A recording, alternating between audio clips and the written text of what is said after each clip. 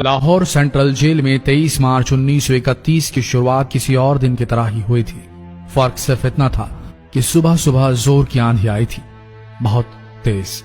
लेकिन जेल के कैदियों को थोड़ा अजीब सा लगा जब 4 बजे ही वार्डन चरत सिंह ने उनसे आकर कहा कि वो अपनी अपनी कोठरियों में चले जाएं।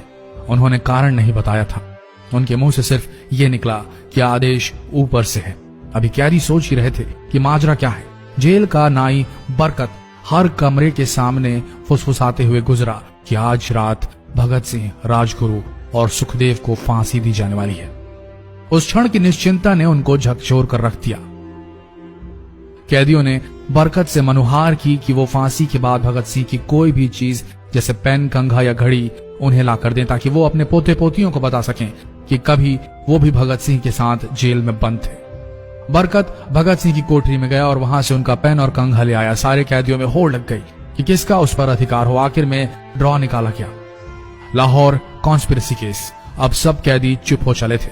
उनकी निगाहें उनकी कोठरी से गुजरने वाले रास्ते पर लगी हुई थी। भगत सिंह उनके साथ फांसी पर लटकाए जाने के लिए उसी रास्ते से गुजरने वाले थे। एक बार पहले जब भगत सिंह उसी रास्ते से ले जाए जा रहे थे तो पंजाब कांग्रेस के नेता भीमसेन सच्चर ने आवाज ऊंची कर उनसे पूछा था, आप और आपके साथियों ने लाहौर कॉन्स्पिरेसी केस में अपना बचाव क्यों नहीं किया? भगत सिंह का जवाब था, इनकलाबियों को मरना ही होता है क्योंकि उनके मरने से ही उनका अभियान मजबूत होता है, अदालत में अपील से नहीं। वार्डन चरत सिंह भगत सिंह के खैर ख्वाह थे और अपनी तरफ से जो कुछ बन पड़ता था उनके लिए किया करते थे। उनकी वजह से ही लाहौर की द्वारकादास लाइब्रेरी से भगत सिंह के लिए किताबें निकलकर जेल के अंदर आ पाती थी। भगत सिंह की जेल की जिंदगी काफी कठिन थी।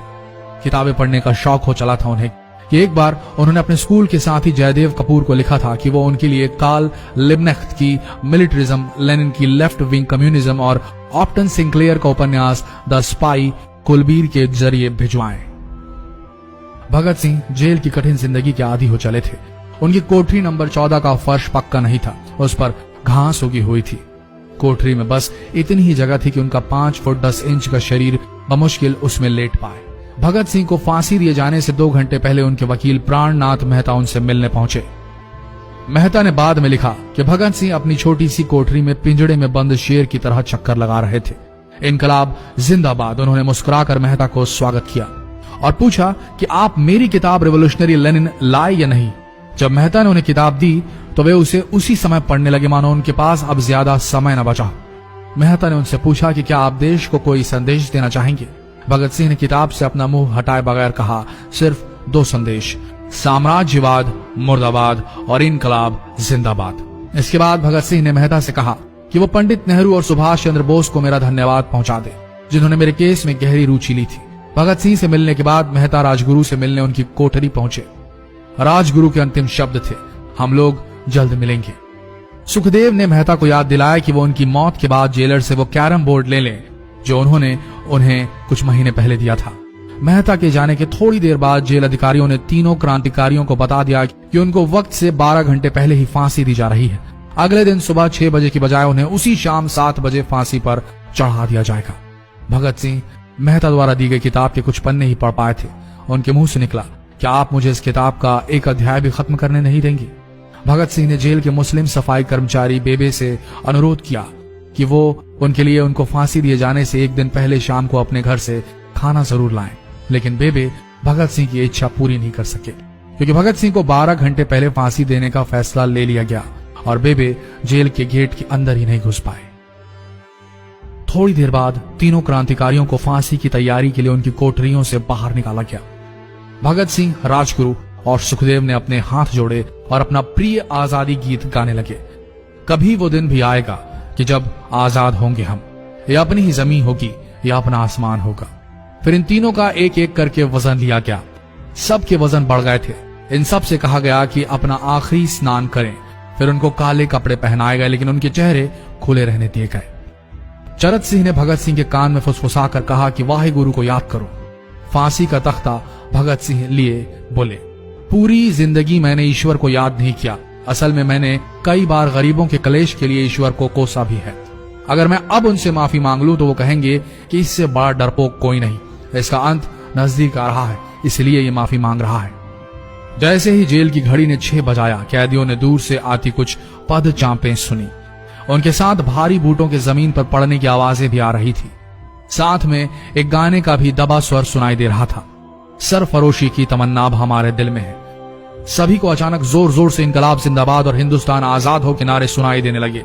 फांसी का तख्ता पुराना था, लेकिन फांसी देने वाला काफी तंदुरुस्त। फांसी देने के लिए मसीह जल्लाद को लाहौर के पास शाहदरा से बुलवाया गया था। भगत सिंह इन तीनों के बीच में खड़े थे। भगत सिंह अपनी मां को दिया गया वो वचन पूरा करना चाहते थे कि वो फांसी के तख्ते से इनकलाब जिंदाबाद का नारा लगाएंगे। लाहौर जिला कांग्रेस के सचिव पिंडी दास सोंधी का घर लाहौर सेंट्रल जेल से बिल्कुल लगा हुआ था। भगत सिंह ने इतनी जोर से इनकलाब जिंदाबाद का नारा लगाया कि उनकी आवाज सोंधी के घर तक सुनाई दी। उनकी आवाज सुनते ही जेल के दूसरे कैदी भी नारे लगाने लगे। तीनों युवा क्रांतिकारियों के गले में फांसी की रस्सी डाल दी गई, उनके हाथ और पैर बांध दिए गए। तभी जल्लाद ने पूछा, सबसे पहले कौन जाएगा? सुखदेव ने सबसे पहले फांसी पर लटकने की हामी भरी। जल्लाद ने एक एक कर रस्सियां खींची और उनके पैरों के नीचे लगे तख्तों को पैर मारकर हटा दिया।